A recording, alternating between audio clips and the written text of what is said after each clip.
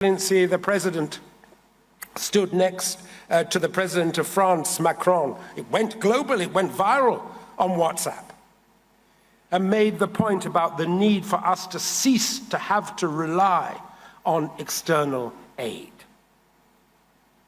If we are to break that vicious cycle of dependency on external aid and the great powers, those great powers who have fed and continue to feed on Africa's resources, and whose activities with their willing collaborators hold Africa down in an impoverished and conflicted posture.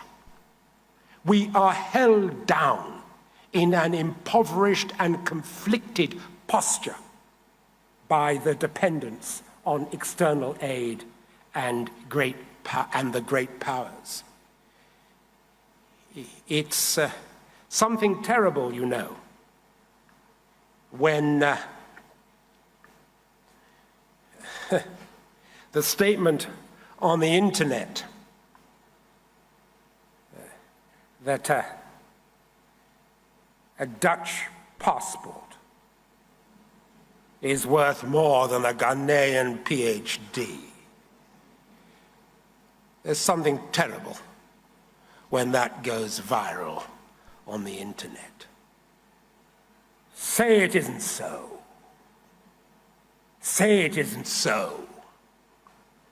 Say it isn't so. And if it is so, it must not be so. It must not be so. We cannot allow it to continue to be so. Leadership. Leadership. That must be at the heart of our response. And you will forgive me for my passion on this issue. And you've made reference to it, Vice-Chancellor. I am the son of a former Minister of Education, Higher Education and Science in our country. The son of a founding teacher of the Ghana International School. Teaching and education and politics are in my blood. I was present, one of the few here, perhaps the only one who was present, more than 50 years ago now, at both the inaugural convocations of the University of Science and Technology in Kumasi and of the University of Education in Cape Coast. I was present at both as a small boy with my mum and dad. Chairman of those two councils. And many years later, as Chief Secretary to the Treasury in the United Kingdom, I was pleased to be an alternate member of the Africa Commission, which, largely due to the majority African membership of that commission, and in particular, the political leadership of the late Prime Minister of Ethiopia, Meles, and the profound economic scholarship and the distinguished Ghanaian economist K.Y. Amaoko, who at that time was director of the UN Economic Commission for Africa and who was in due course the founder president of the Africa Center for Economic Transformation. As a result of the activities of that commission and the input of those two men, we saw the reversal of a decades-long and deeply flawed policy prescription from the World Bank and the ravages of the IMF structural readjustment program, which disinvested in higher education in Africa. The World Bank and the IMF disinvested in higher education in Africa at the same time as the tiger economies of Asia were investing in higher education. Is it any surprise then that Malaysia overtook Ghana in terms of its GDP?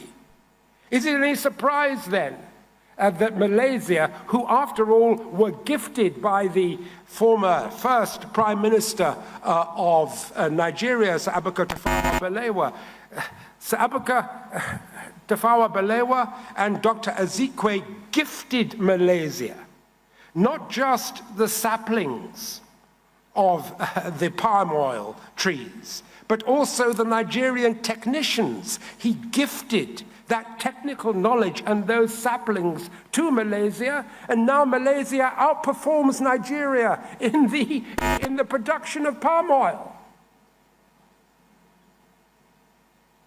That's the reality. All the result of bad policy, poor governance, and it must be said, a failure of leadership. So we are now required to play catch-up.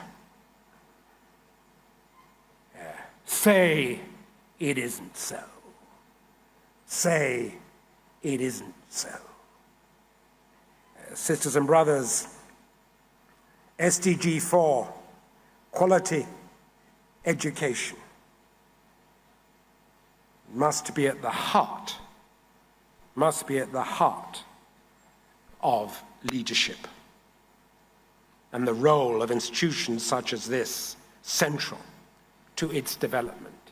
And each and every one of you, its students who are its beneficiaries, it is for you to take up the opportunity. It is for you to assume the mantle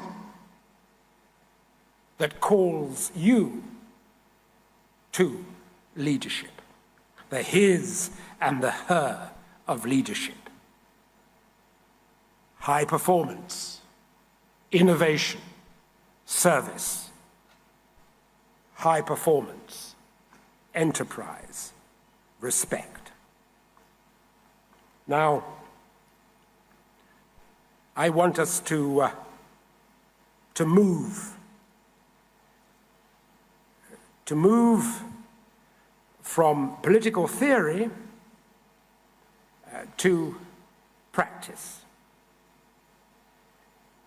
And I want just to take one example, if I may, of what it seems to me we need to be doing as we move from rhetoric to delivery. I want us, as I begin to draw together the strands of a vision of leadership that is rooted in a culture of respect and service, to focus on what we can all do ourselves individually to move from rhetoric to reality, in one intensely practical and personal aspect of our lives: water and sanitation. Water and sanitation. We are made up, all of us, largely of water. That's the nature of human biology and the human condition. We're made up of water. The disposal of bodily waste is an intensely personal activity that throws up practical challenges and has very real consequences for health and well-being. And I remember, as a small boy, we lived in Adabraka. I was not alone in living in Adabraka. I lived just down the road from the president.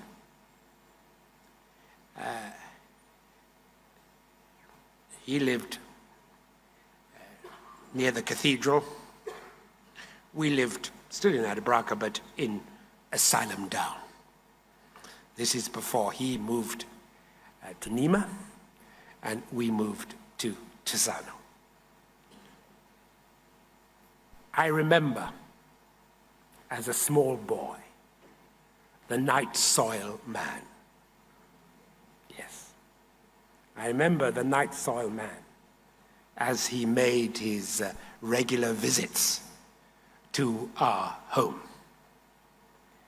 I remember the wooden box and bucket toilet. I remember. I was a small boy. Small boys are fascinated by such things. Who is this man that comes to the house? What goes on behind that box? I was a small boy. I can remember my mother's joy in our family's progress when we got our first flushing toilet. It was a sign we were moving on up. I remember her joy. But for me, what was joyful was the opportunity to flush the toilet, which I did repeatedly. So much so that my mother took me to task for wasting water. But to hear the sound of that running water was a joy. At my first secondary school, which I had to leave early because I got blackwater fever. So boarding wasn't an option, so I became a day boy at Akaka. But in my first secondary school, which shall be nameless, but because I'm a Kraka boy, I don't want to name the other school, but I was at McCarthy House, so you know what I'm talking about. The punishment was to move night soil. So we boys did everything we could to avoid that particular punishment. So for me, SDG 6 and SDG 11, the commitment to water sanitation, decent water and sanitation, their contribution to health, that for me has a real resonance. I know and understand what it means. It has committed the whole world to clean water and sanitation and to sustainable cities and communities by delivering that.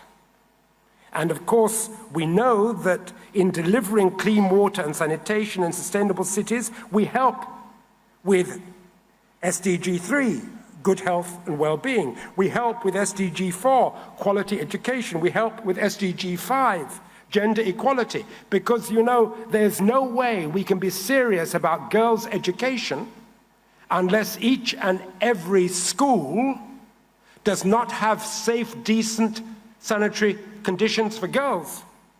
Because if you don't have that, then girls on their period are not going to go to school, and girls' education will suffer. So if we are serious about gender equality, and we're serious about quality education, about SDG 4 and 5, we need to take water and sanitation seriously. And we need to make that a priority. Not just a priority for them, that lot, the government. Not just a priority for politicians, but a priority for all of us. What can we do in our individual roles? What can we do as corporate leaders? What can we do as chiefs? What can we do as individual citizens? What can we do to make a reality of that SDG?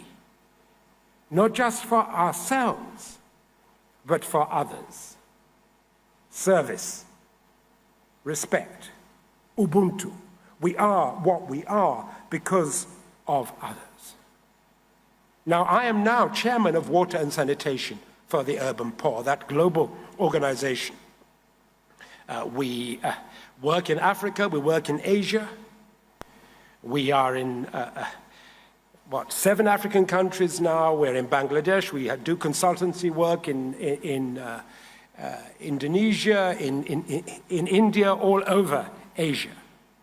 We were founded, more than 20 years ago now as a public-private partnership, not-for-profit, involving, again, partnerships, key. The sort of partnerships that this university represent, a partnership in our case between Cranfield University, one of the oldest business schools in the world, Unilever, CARE, Borealis, Thames Water as was, public-private partnership, people coming together with a common purpose, assuming leadership in their particular fields. working to ensure that we have affordable drinking water, connecting poor communities at an affordable price, building at a time of climate change resilient water and sanitation systems, improving utilities, policies and regulations, safe and dignified toilets for all. And we're working globally to achieve that, reaching in 2023 alone more than 10 million people globally, mobilizing millions of dollars in finance worldwide. Now, one of our core countries is Ghana. We have reached over 3.8 million people here with improved water and sanitation services, nearly 9 million people with education and information to improve wash and specific hygiene practices. Mobilized over the years, more than $57 million of investment in services for low-income communities in WASH, in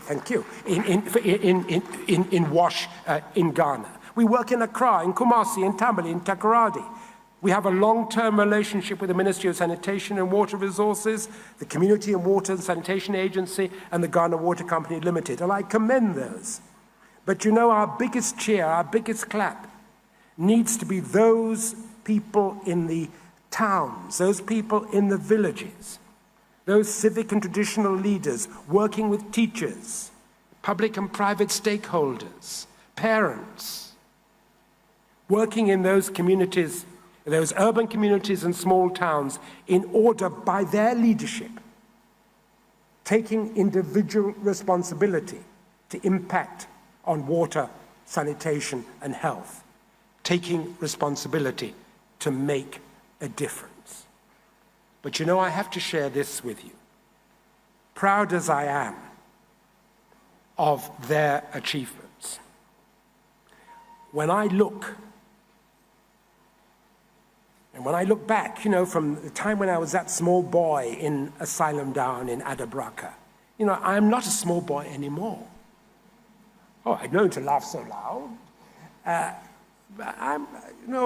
don't have an afro anymore. I don't wear shorts, except in private. I don't have flares. You know, now I'm looking for hair. 73 years on. 73 years on. That country then, which in the 1950s, Ghana, Gold Coast, we were just what, 8 million or so? We are now 33.5 million and rising. We are no longer a colony. We are a fully functioning democracy. We are richly endowed with mineral wealth and natural resources. We are blessed with human capacity and potential. I would argue that is unmatched on this continent. I would say that. But I do believe that Ghana is special. Ghanaians are special. We have something to offer, something to contribute. You cannot go to any major city in the world and you will not find a son or daughter of Ghana, a grandson or granddaughter of Ghana who has not just made a success of their lives, but is making a success of other people's lives in those countries. And yet, still, to this day, 60 plus years on, 33% of urban residents live in informal or inadequate housing.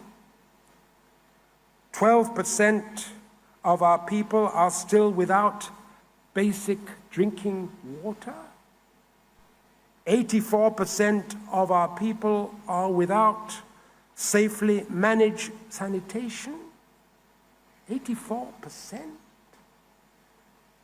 Still, we have, you know, to move beyond survival. We must move beyond survival. We have to scale up to succeed. We must scale up to succeed. Where is the promise? Where is the promise of our founders? Where is the promise of our native land? When is it to be realized? When is it to be realized? If not in the here and the now, it must be realized here and now. It must be realized, that hope, that promise of our founders. It must be realized in the here and the now. So what is the missing ingredient? What is the missing ingredient? What is the missing ingredient? What is the missing ingredient? What is the missing ingredient? You said it. Let's all say it. Leadership. What is the missing ingredient? What is the missing ingredient? What is the missing ingredient? The his and the her. High performance, innovation, service, his. High performance, enterprise, respect, her. High performance, enterprise, respect. Hold high the adinkrahini. Hold high the adinkrahini of leadership. Hold high, uphold, revive, revitalize a culture of leadership. Respect and serve. Respect and serve. Thank you.